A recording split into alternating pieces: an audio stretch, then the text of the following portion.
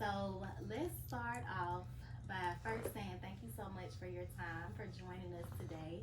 And tell us your name, what you do, and a little bit about yourself. Sure. Well, I'm happy and excited to be here. I love talking about entrepreneurship in Birmingham and UAB in our program.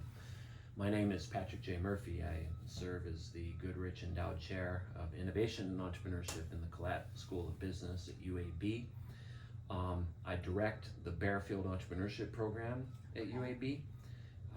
We launched four and a half years ago, and I've been at UAB for 6 years. And I built my career in the city of Chicago for 19, 20 years before that as a student and as a professor Mm-hmm. at DePaul University. But Birmingham reached out, and my wife and I moved here in 2018, and it's been wonderful. So my job and my day-to-day is conducting research and building new knowledge around entrepreneurship in general, um, transforming that knowledge into teachable curricular offerings like classes and events and workshops and all of that, and then serving our students who go through our program with the best knowledge we can bring to them, but then the impact of all of that needs to be measurable in terms of our local ecosystem. We call that Think Global, Act Local. Okay.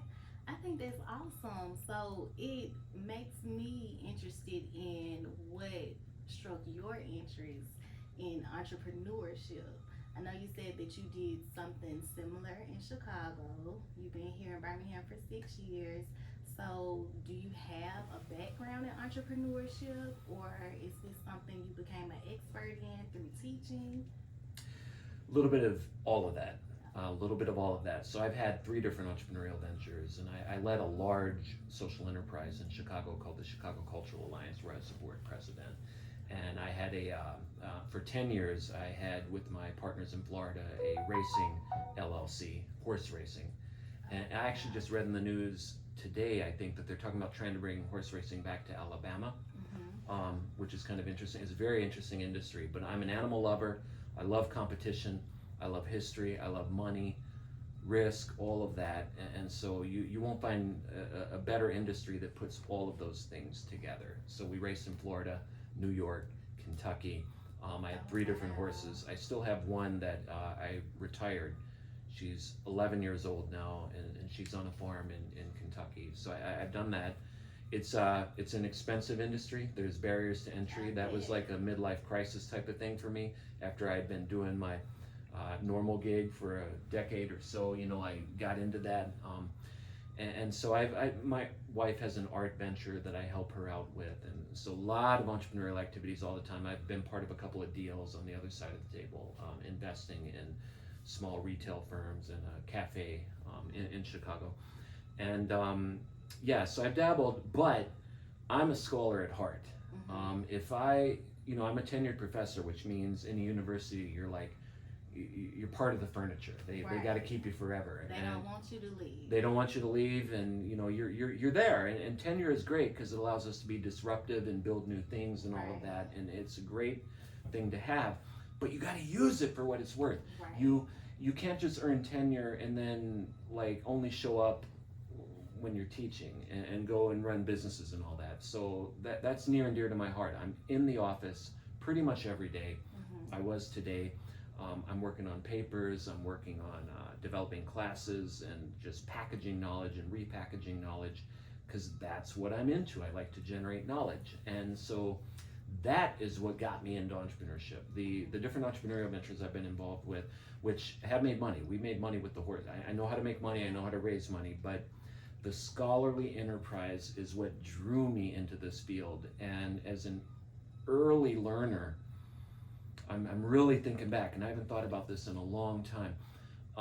I've just been really interested in how knowledge develops. So if I have an idea to do something, and it evolves into something more than an idea, like a movement that people can participate in, I'm very interested in how that movement takes on a life of its own. Like whether it's a political movement or a social movement or a market movement or whatever it may be. that fascinates me because you're talking about the creation becoming independent of its creator. At the heart of it all, beautiful thing. oh, it is. It's very inspirational. And so that was a vague notion I had early on. And then through school and becoming a graduate student and everything, that led me into a field called epistemology, which is the study of how knowledge develops, how it grows, the validity of knowledge, the reliability of claims to knowledge, and all of that. And I just read all of that, and then I was a PhD student, and one day a light bulb turned on over my head, and I was like, you know what? These scientists who are creating theories are a lot like entrepreneurs. Entrepreneurs are creating their own theory or a concept that may have commercial potential, just like a scientist creates a theory that may have scholarly potential, and both of those can make impact. And so I used what I could glean from epistemology to describe the way that entrepreneurial ideas and opportunities emerge and exist. And that was where it all started. It was 24 years ago. And so fast forward, I've published a lot. I've wrote a couple of different books. I've built programs, but it's all based on that underlying principle. And we've applied it to social enterprise, technology, entrepreneurship, and all different kinds of entrepreneurship. And that's where it all started. That's what got me into it. And then, like I say, I've had a couple side projects along the way. It's pretty impressive. I think that is amazing. Just the process of being able to take a vision and bring it to life. So the fact that you have studied and researched what happens in the mind, the mental capacity, and all of that good stuff, I think that that's a great thing to give back to the students, because a lot of times people have a vision and they have an idea. They feel like they're going to be successful in this area that they're passionate in, like you were passionate with the horse racing. And sometimes they just don't know where to start. Right. And it's not easy. So even after you get started, it's always going to be challenges. It's always going to be what I like to call growing pains. Mm-hmm. But we have to learn how to continuously turn those growing pains into growth spurts. So I think that's great that they have you interacting with the students. So tell me, what is one of the biggest impacts that you think that you've been able to have, and what actions did you take to make that happen? Probably on the students, the effective education is powerful. Mm-hmm. It'll change your life if you do it right and you treat it for what it's worth and you respect it. It's transformational. Knowledge is a unique kind of resource. When you educate someone by giving them knowledge, you give it to them, but you don't lose any of it. Any other resource you have, money, time, physical space, when you give it to others, some of yours goes down, but knowledge is the opposite. Knowledge and ideas, when you share it, yours gets bigger and theirs gets bigger as well. And so in the educational enterprise, in our program, the biggest, most high impact thing that I can imagine that we do is to transform lives of young people. Mm-hmm. And we give them concepts that help them think about entrepreneurial performance in different ways, because when they start out, like you said, they don't know which way to turn. And not all of them, they're all different, but many of them think they need to come up with a great idea first, but that's not it. You got to fix a problem first. It starts with a problem, and that means you need to think about what in the world around me is not working the way it should, or what in the world around me could be better than it is. And that gap between what it ought to be and what it is, that's a problem. And we teach them right at the start to think about a problem as if it's a question. Mm-hmm. And in a lot of languages in the world, the word for question is the same word that you use for problem. So to say I have a problem versus I have a question, it hits a little differently, because one's a little negative, one's a little bit more curiosity, but to kind of merge them together, and just like a problem calls for a solution, a question calls for an answer. Now we have instilled one of the ingredients of the entrepreneurial mindset, which is curiosity, because you ask questions when you're curious. And so to be attracted to problems, to get out of your comfort zone, and then to use knowledge to navigate through that zone, to work on a problem, that's something that human beings, I think, are not always properly situated to do, because we like to stay comfortable and we like to go to where things are working. But if you do that, you're never going to build anything brand new that's disruptive. And so we start with that, and that usually helps the students move toward more entrepreneurial types of day-to-day activities. And then we have a ton of concepts. Another one that you teach right there is, keep a journal or write down what you're coming up with, because 9 out of 10 of your new ideas are not going to work out. And sometimes you need to fail through the 9, and it'll generate value that's negative, but then eventually you get to the one that has traction and potential, and the positive value generated by that one will outweigh the negative value generated by the 9. And that's what I call the great asymmetry of human progress, and we apply that to our ecosystem here in Birmingham and in our program. And students get it. They don't have a lot of bad habits and biases through years and years and years of experiences doing this and doing that. They're ready to learn and be molded and shaped by these ideas, and we've had a couple of success stories already by doing this. But that's the impact, the biggest impact we're making right now. I would love to hear those success stories. And I'm actually a product of UAB School of Business, class of 2012. So since graduating from there, I've gone on to be able to create and grow my business. I realized what my true passion and calling was in business my last year at UAB, when I took an internship over at Courtney Media Group. And they were moving to a new website platform, and they had me moving a lot of stuff over from the old platform to the new platform. And I just thought it was so cool how you can log in and start moving stuff around. So I played around with some different platforms at home, and that's when I realized I want to design websites for people. I always knew I had that passion, but I can only imagine how much the School of Business has evolved since I've been gone in 2012. And we actually, the name of my company is PC Media Tech. So we were actually awarded top 25 UAB School of Business for 2 consecutive years. And then the second year, we also took home the award for 3rd fastest growing business under 10 mil. So I love the fact that UAB makes sure that their students are prepared for being an entrepreneur, because it's definitely not easy. And we actually are the author of the Vision to Life Quarterly Master Planner, which is great for strategic planning. And when you were talking, a couple of things that's on the landing page for this came to my mind. So I'm gonna read a little bit about it. The way your mind works. It's the way your mind works. Speaking to entrepreneurs and business owners. In case you need a reminder, we are here to tell you that you are different. We were all created similarly, yet significantly different in many ways, just like your brand. Nobody can do what you do the way you do it with the same vision and passion that you have to do it. The hard truth. Face the facts. Although we know it's tough sometimes, human or not, there are no exceptions to the rules.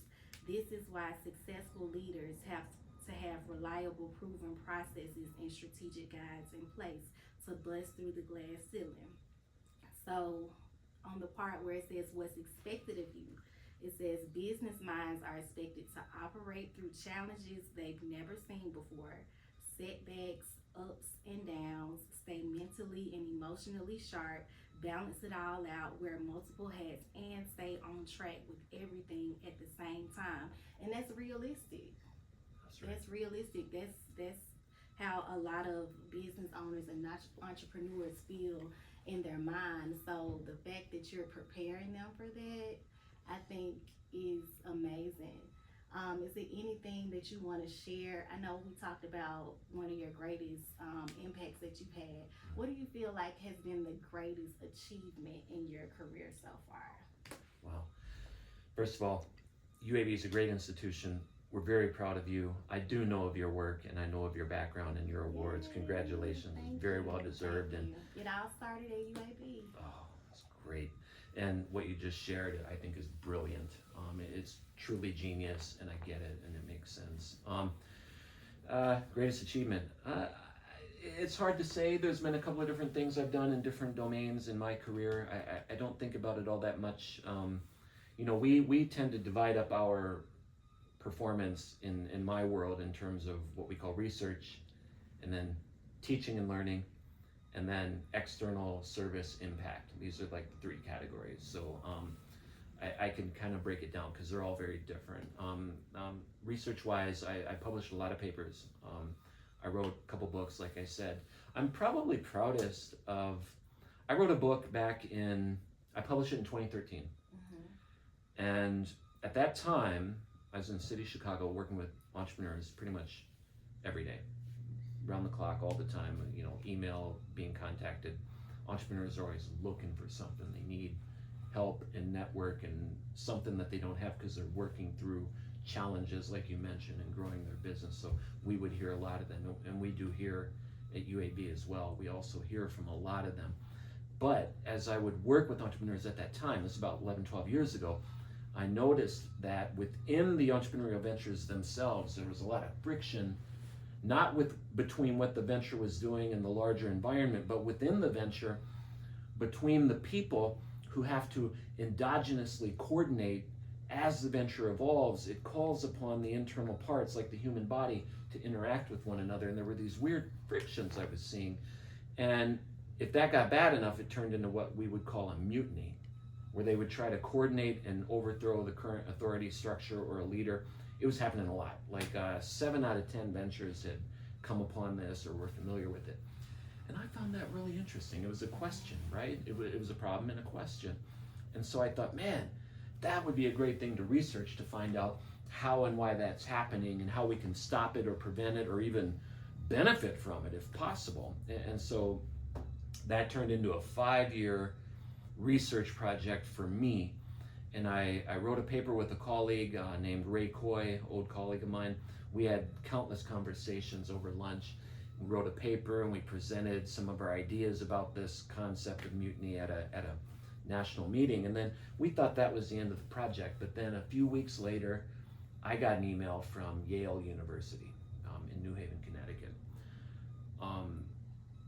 And they were asking me, hey, we were in the audience when you presented your work in Chicago, and we want to know, do you think you could turn that into a book for us? And I thought, well, heck yeah, I can. I didn't know anything about writing a book or anything like that. But as I say, it turned into a 5-year project to write a 300-page book. And what it did was it took me deep into the history 600 years ago, into the age of discovery with seafaring ventures on the ocean. And there's a lot of similarities with entrepreneurs today. In fact, the way they looked at the ocean back then is very much the way we right now look at outer space.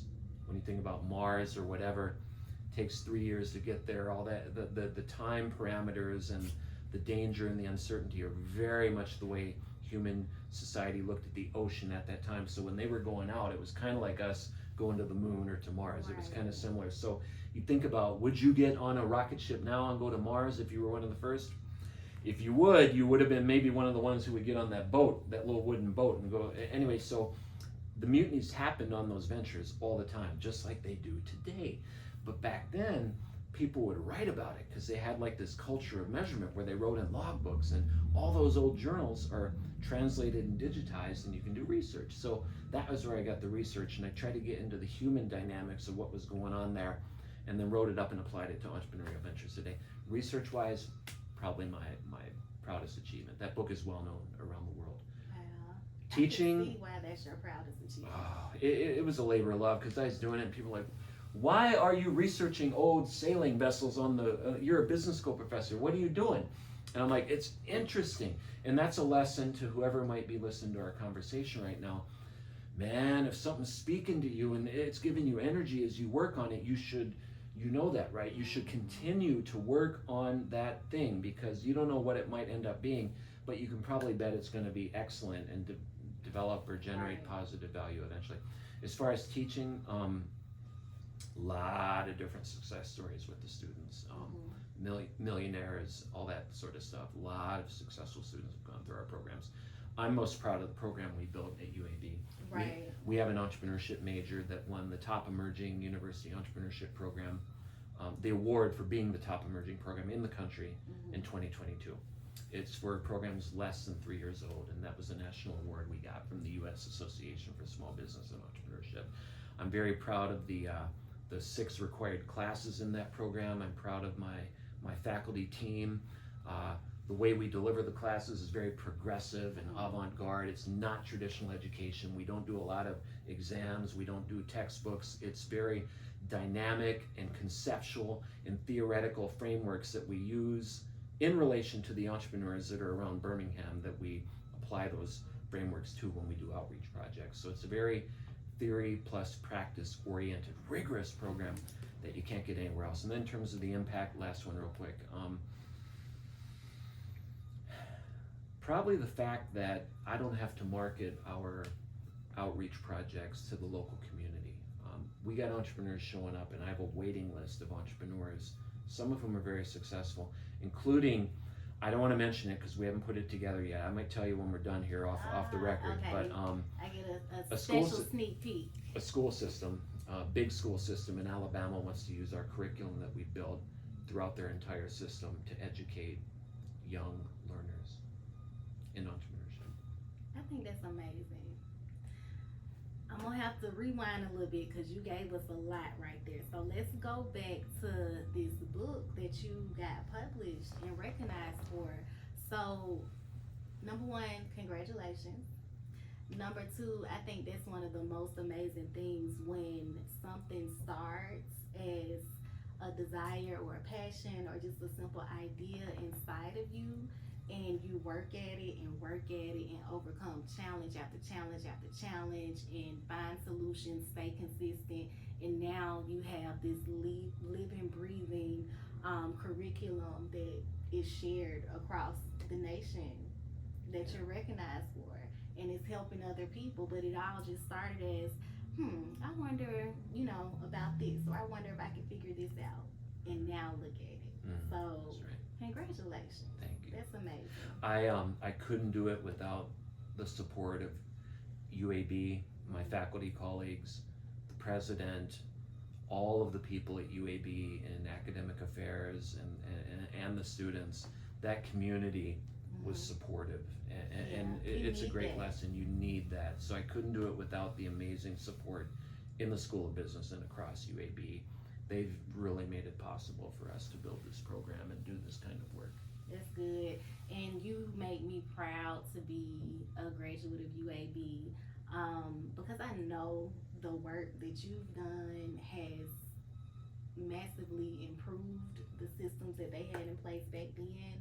And I think that's great for the students, because a lot of times, you see people that major in other majors or industries, but when it came to the business side, when you're getting your degree in business, it seemed like it was maybe some I don't want to say misinformation, but maybe like they'll be teaching us things that large corporations do for marketing and different things like that. But it's like when you're just getting started as a solo entrepreneur, a lot of times you're not able to do the same things that these big companies are doing. So the fact that you're actually taking time to think about the mental and how that plays a role in the step-by-steps that they need to take to be successful is definitely needed. Thank for you. Sure. It's kind of a rare type of program too. There's probably about 5,000, maybe 5,100 colleges or universities in the country. I would personally estimate maybe of those 5,000 or 5,100, probably only about 300 have a proper bachelor's degree in entrepreneurship like we have. And then in our state of Alabama, there's maybe 59 or so colleges or universities. I think there's only 3 or 4 that have a bachelor's degree. So we've been able to do this in large part because the city of Birmingham, urban centers tend to be a little bit more open to new ways of doing things that are very different from the conventional way. So when we built this program, it's already rare because there's not many of them. But then the way we teach entrepreneurs needs to be different too, because they're doing different things than their corporate counterparts are doing. And so to educate them along those lines, you just have to do things in an innovative, entrepreneurial way. We literally practice what we teach as we're delivering the program. And we're teaching entrepreneurship, but we've had to be entrepreneurial as we've built the program to teach in this way. So it's great. I'm excited about the future of UAB and the program for sure, but also the city and the ecosystem of Birmingham, because we become a magnet for talent. And when they participate in our programs and then they tell other people about it and help other people, we inaugurate this force multiplier effect that is an abundance mentality where people are generating new knowledge and generating new resources that can be shared with other people. And like we said earlier, when you share those kind of resources, they grow in value. And that's how we lift the ecosystem. Right. Okay. I love that for this community. Come in. I'm sorry. Hold on 1 second. Hey. Hey, I'm doing an interview real quick. Is it quick? I was just telling him not to go. Okay. All right. I'll see you tomorrow. So that was Anissa. We actually hired our first W-2 employee on October the 1st. And we're celebrating 9 years in business this month. Congratulations. Yeah. It's wonderful. So yeah, we're really happy about that. But I'm sorry, go ahead, what you were saying. I was done. No, I'm just talking about optimism around City of Birmingham and how what we're doing and what our partners in the ecosystem are doing in coordination with us and with each other. It's generating positive value, and it does take you out of your comfort zone to take an entrepreneurial path. But with proper education, you're armed so that you are able to navigate that zone of discomfort and feel comfortable with it. It's a great thing. I mean, entrepreneurship is all about problems and fixing problems, like we mentioned earlier. But folks need to understand that a problem is nothing to be afraid of. Right, you have It's to something. face those challenges. Yes. And tackle them. Because you can turn them into opportunities, Right. and that's how you make money and make impact. Right. So do you all teach use the SWOT analysis, SMART goals, or I don't know, did you create your own model for people to use? We have our own model. Okay, I could tell. I figured that. I sensed that you probably created something. So tell us about the model. Did you create this model? Yeah. Okay, tell us all about it. Okay. Our model is called we have a couple of different models, but the one that I'll talk about that's probably the most fundamental to our program is called the heptological model. It's published. It's one of my publications with some of my colleagues, and we're not the only school that uses it. Multiple universities use our model in their entrepreneurship classes. And hepta means 7 in Greek. And that the model has 7 components, and logical means like a ordered framework, or it has kind of a program to it, a set of rules and parameters that describe how data and activities work in relation to the model. And so the model starts with problems, like we talked about earlier. Entrepreneurship is all about fixing problems, and a problem can exist in a market, like if there's a technological inefficiency, or if there is a lot of customers wanting something that doesn't exist yet. Problems in markets occur all the time, but they can also occur in social contexts, like communities, where if there's a food desert, or people need something that they don't have, or if there's a risk, whether it's crime, drugs, anything that goes against well-being and life in a civilized society can be thought of as a social problem.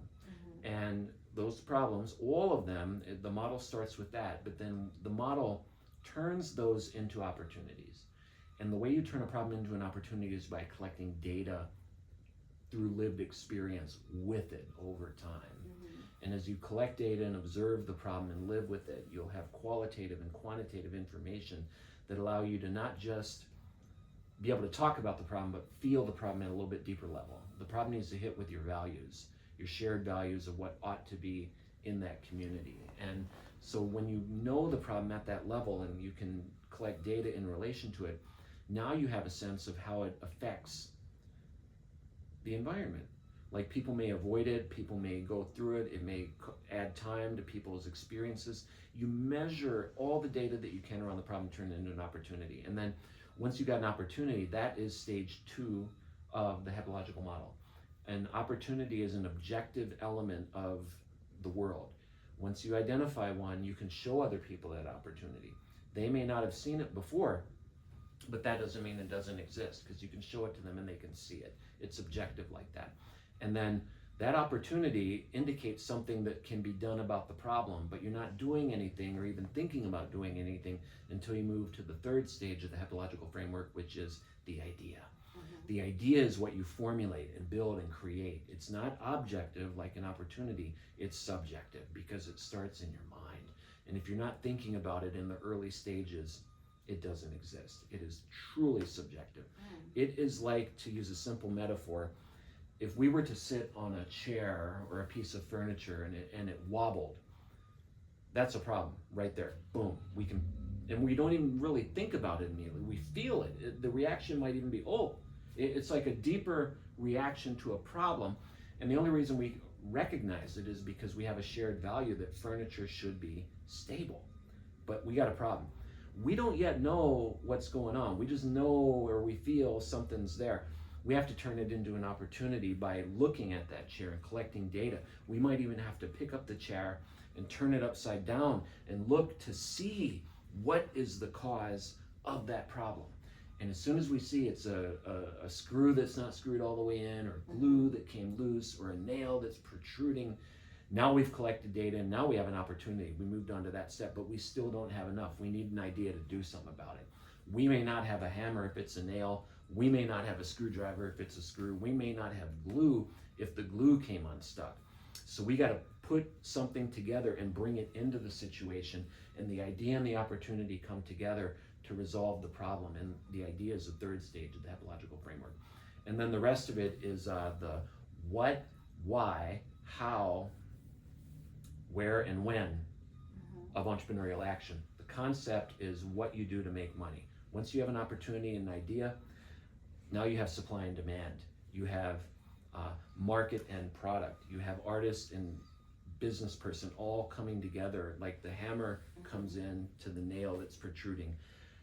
That implies a cyclical operational activity that you can turn into a money-making operation. And I'm vastly oversimplifying it. We take weeks to unpack this in our program. That's the what. The why is the mission. The mission harkens back to the original problem, which is we believe in the simple example that we're talking about, furniture should be stable. There's values around that. So you write about those values and talk about why you care enough to do this work.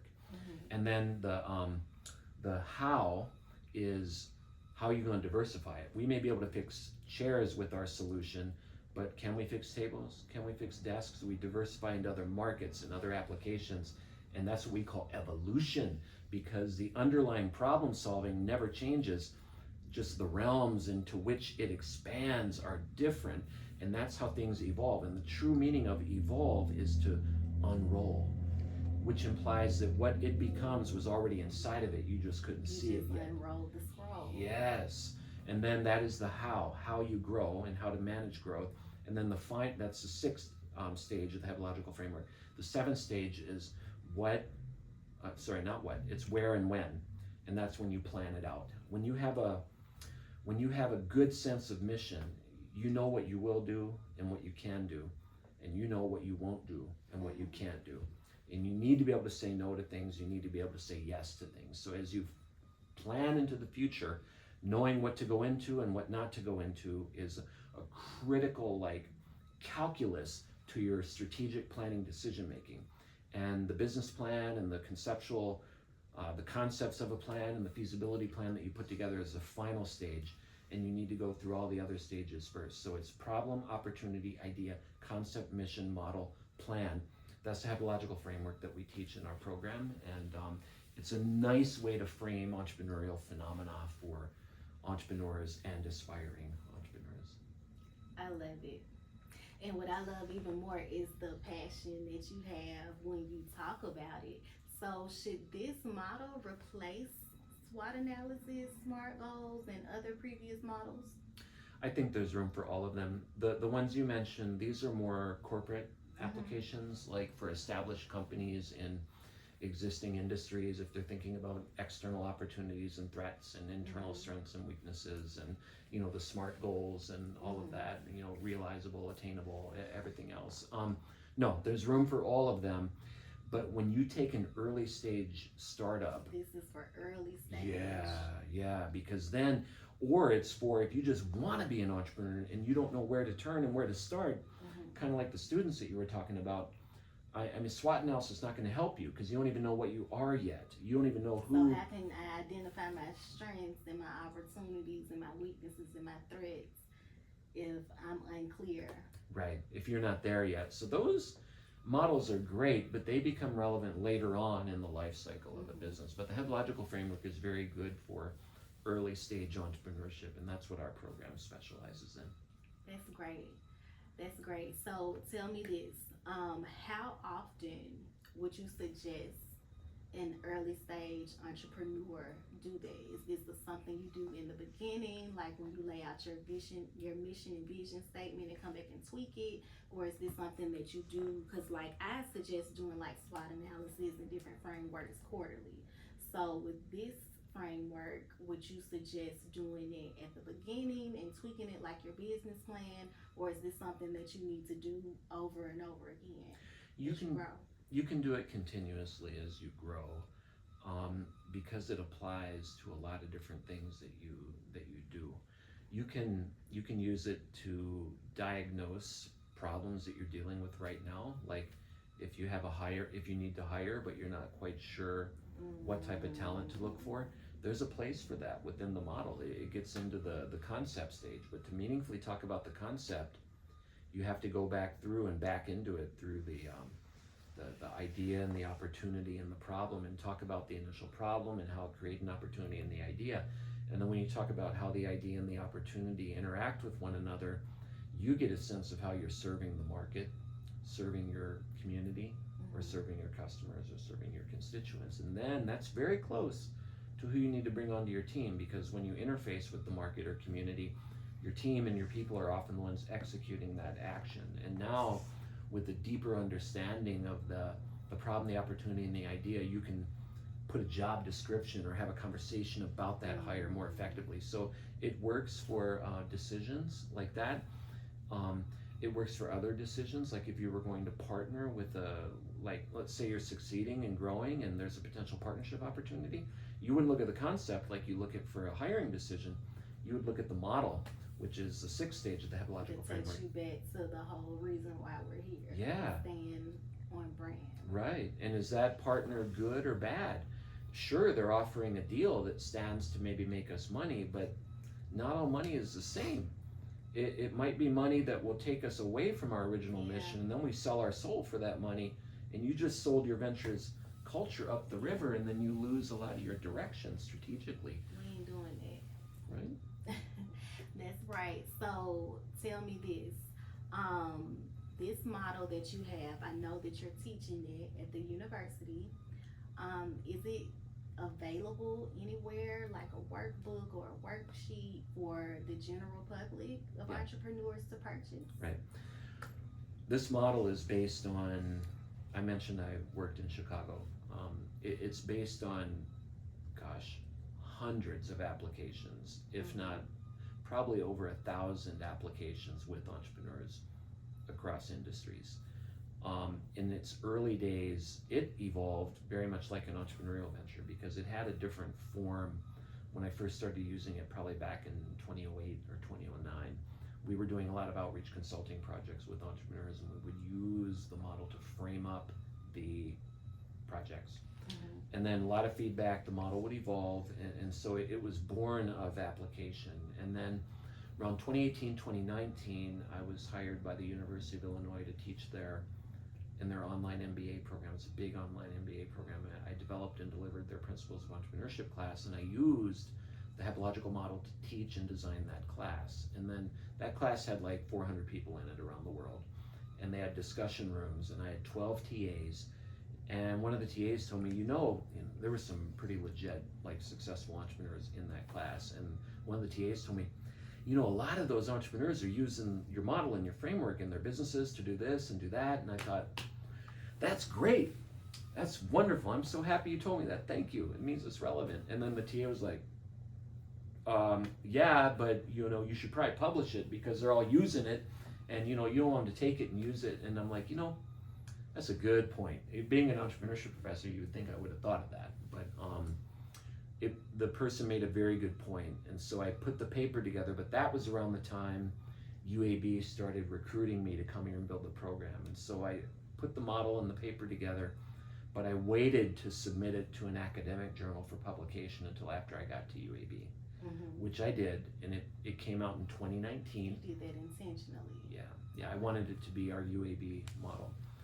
Even though it is based on work we've done here for a little while, but it's really based on work I did in the city of Chicago and in other places. I've done this work in the Middle East and in Southeast Asia, so it all kind of relates to it. It's published. The journal is called Entrepreneurship, Education, and Pedagogy. I can share a URL with you if you want to share it with your community and your listeners. That'd be cool. When we published it, we purchased open access. So a lot of times when you publish something in academia, it's behind a paywall, and you've got to log in or something because you need a subscription. But as an author, if you pay the open access fee, they'll just make it an open public URL. So we did that on purpose because we want people to use it. So I'll share the URL with you. It's about a 30-page paper. It has like the framework in there, the visual of the model is in there, and then there's a couple of other exercises and tables and charts and stuff like that to think about it. But it's great for entrepreneurship education. It's great for consulting with entrepreneurs, and it's great if you are an entrepreneur and you're building something and you want it to take on a life of its own and grow. The model is super helpful for those applications. Right. So we're gonna share that link with everyone. So if you consult with entrepreneurs, or you're in the beginning phases, or you have a really big decision to make in your business, make sure that you check out this framework. Where can they find it? I'll share the URL, Okay. or if you Google heptological model, HEPTALOGIACAL, Google that, you may find it, but we'll share the URL, and you can read about it and use it. Okay, cool. So when people grab that, is it like pretty self-explanatory with the instructions, or is there like a video guide or anything? I think it's going to be pretty self-explanatory to any entrepreneur, because you're kind of living with these concepts already, and when you read about them in a formal way, you will recognize them. They won't feel foreign to you, and if you just look at the visual, it'll help you a lot. A picture is worth 1,000 words, and you remember a visual representation of a concept like 600 times more effectively than you remember a written conceptualization of a concept. So it's a graphical model in that way, and I think it'll make sense to people. Okay, cool. So I'm excited to check that out. Is there anything else that you want to share about your works, about what you do over at UAB, or anything on the personal side that's related? I think we have a lot of opportunity in Birmingham to keep building and forging ahead. I would characterize our ecosystem as a teenager. It's learning to stand up and state who it is to the world, but there's a history of experience, and we'll call it wisdom, not just knowledge. Knowledge is great, but wisdom takes a little deeper and puts knowledge into context. We are just now starting to build wisdom after we've been building knowledge for a long time, and that's a critical step, and we're navigating it effectively, and I'm optimistic about where we are headed. Our program is unique because UAB is an institution that's part of the fabric of our regional ecosystem. We're not in the competitive race to do this or do that. We're just kind of present as part of the context, but our entrepreneurship program is a very active participant in serving the other entrepreneurs who are in the ecosystem. We stay on task because we take the notion of think globally, act locally very serious. So all of the knowledge and wisdom that we pull together into our educational product and experiences we deliver they're context free. They're from journals, they're concepts. They apply around the world in a lot of different ways, and we bring the best theories and concepts into our program possible. And I do believe we have the best entrepreneurship curriculum in the country Mm-hmm. among universities. Our curriculum and our major is phenomenal, and we have incredible people teaching in our program, a mix of practitioners and scholars teaching in our program. But despite all of that global thinking, we have to make the action local. Mm-hmm. We have to measure our impact on the local community. We have to keep track of the people we engage with and the entrepreneurs we serve, and look at the result of our engagements and service to them and try to make it measurable. Make the action local. It's very important that you think global and act local, because if you think local and not global, you think too small. It's Right. provincial. You lose perspective and you lose your ability to adapt. And then on the action side, you want to act local, so you make local impact and lift everybody up that's in the community. But if you start to act global instead of local, now you'll start looking for money beyond your borders, and you'll sell your soul, and you'll treat all money as if it's the same. And that leads to things like in communities or cities, gentrification and squeezing people out. And we don't want to do that. We do not do that at UAB. We're an urban university. We're a world-class university. We're a strong entrepreneurship program with a local mission. And so we channel all of our global expertise into local action that makes a difference right here in our ecosystem. You explained that amazingly. So you heard that if you want to be world class, think global, but act local. That's right. That's amazing. So I'm definitely gonna take a page out of your book on that. I work with clients from all around, because what we do is digital, so we can service clients from anywhere. But lately, over the last few years, I have been focusing more on the local market. So we put together like a local sales team and stuff like that. So I definitely do. I feel more connected to my community. So I definitely understand where you're coming from. But yeah, that's amazing. I'm definitely gonna take that advice for sure. That's great. Local, it can mean geographically local, like in Birmingham, but it can also mean demographically local. Mm-hmm. So if a business like yours has online clients that may or may not be in your geographic locale, as long as you have boundaries around the demography of what you're doing, to the extent that you do, it allows you to define a community. It may be, for instance, they may be in other cities all over the country or the world, but if they're all in a particular sector or Right. all at a more or less at a particular stage of development, now you have a demographic community. And when you have a community, you can build culture, and you have a sense of the shared values that define the culture of that community, be it demographic or geographic. And that's how you're able to tell an impact story when you're serving a community at that level. So for online ventures, it applies as well. And then if you make it even more of a community by talking in terms of Birmingham and the regional ecosystem, you make it even sharper and stronger in terms of the impact you can actually make locally. Right. Okay, that's amazing as well. Because we do want to make a local impact. Do. All entrepreneurs should feel that sense of connectivity in the communities that they live and serve. So one more thing I do want to ask you. I know we talked a little bit about success stories, and you told how this program is a lot different from just your standard classroom curriculum. So tell us, because when I started my business, it was after I graduated. So are the students in your class, are they already kind of in the area where they've started, and you're kind of helping them and nurturing them? Or is it just like, I know I'm supposed to be an entrepreneur, but I don't know what I'm supposed to be doing? And what does that process look like from starting on day one to passing the class and being considered successful? Great question. These are great questions. We start by looking outside of ourselves, meaning in the economy, in this country, in this state, and in the city, about 4 out of 5 jobs come from the entrepreneurial sector. The entrepreneurial sector is a jobs generator because they're growing, they need to hire, they need to build their capacity. We start with that, looking at the problem in the world, in the community.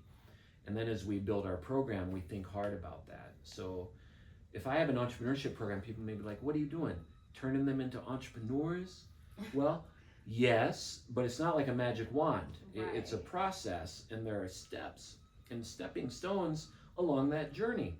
So, what we're really doing for 90% of our students is we're training them with a strong entrepreneurial mindset to perform and get opportunities in the sector where all the jobs are. So, we are the most jobs related program in the business school because 80% of the jobs come from the entrepreneurial sector.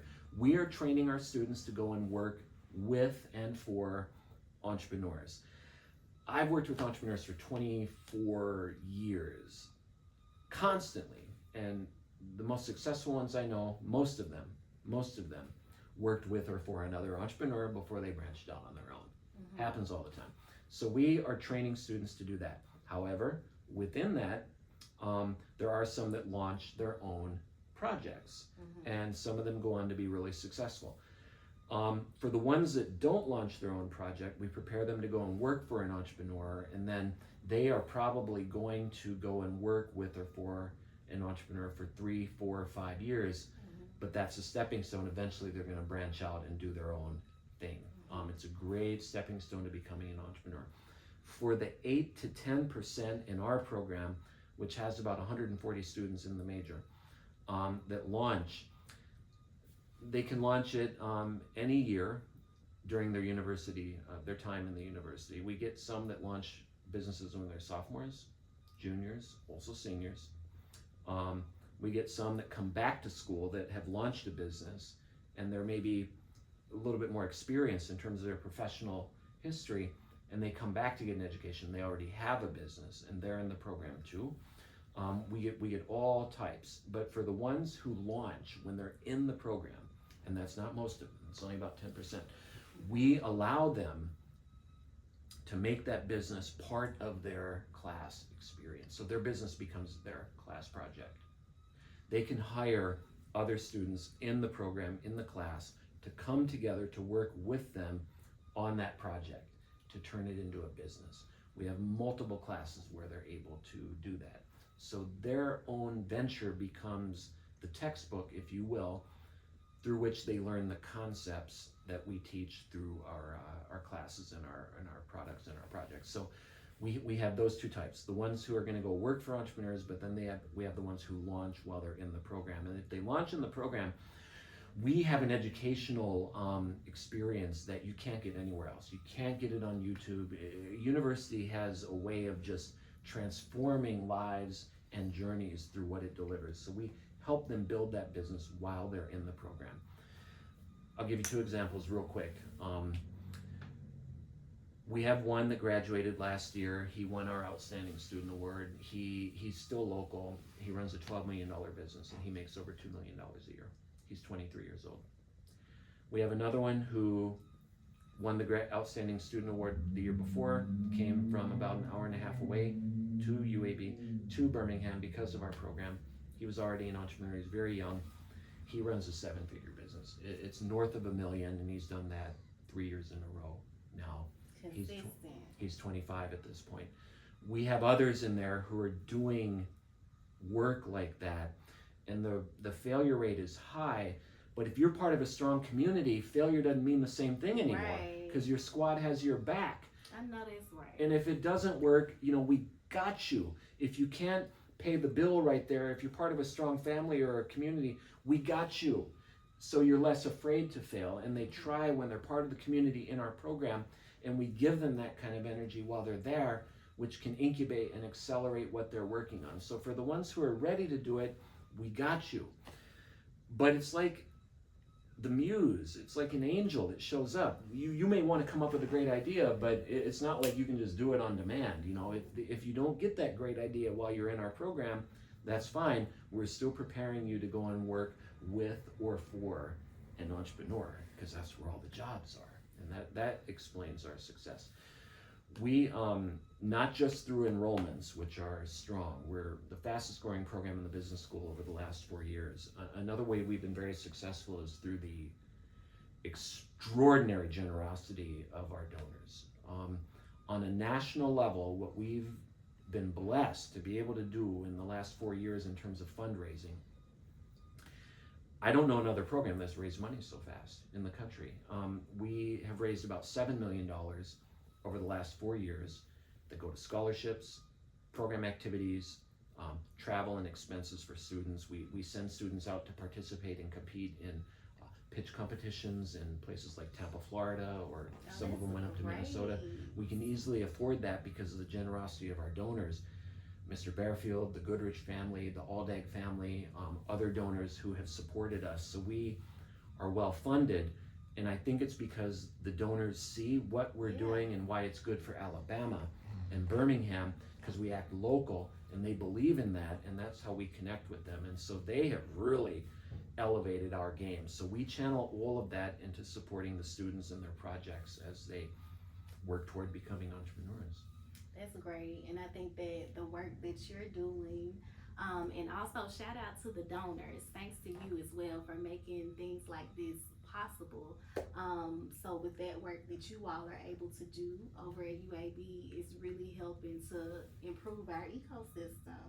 And I'm excited to continue to see the growth and see how things transform in the entrepreneurship community. And this is the last thing I'm gonna say before I go, because I know before we had these types of programs like what you're doing in curriculum, a lot of times, and I might have spoke on this briefly earlier, the entrepreneurship landscape within the colleges and the universities sometimes seemed to lack a little bit when it came to like the understanding and the mindset of the entrepreneur. So once you graduate, it's kind of like, am I kind of on my own trying to figure this out? So I think that's amazing. It's definitely needed, and yeah, I look forward to seeing how it grows. Well, you're part of the community too, and we look forward to working with you and doing everything we can to partner with you more right here in Birmingham to build knowledge, make money, make impact, help people, generate jobs, and do all that good stuff that comes along with entrepreneurship. Awesome, let's do it. Let's generate some more jobs, make some more revenue, some more income, and yeah, definitely check out the curriculum that we'll be sharing with you all. Thank you. Thank you very much. It's a pleasure to talk to you. Awesome, awesome. That was good. That was good.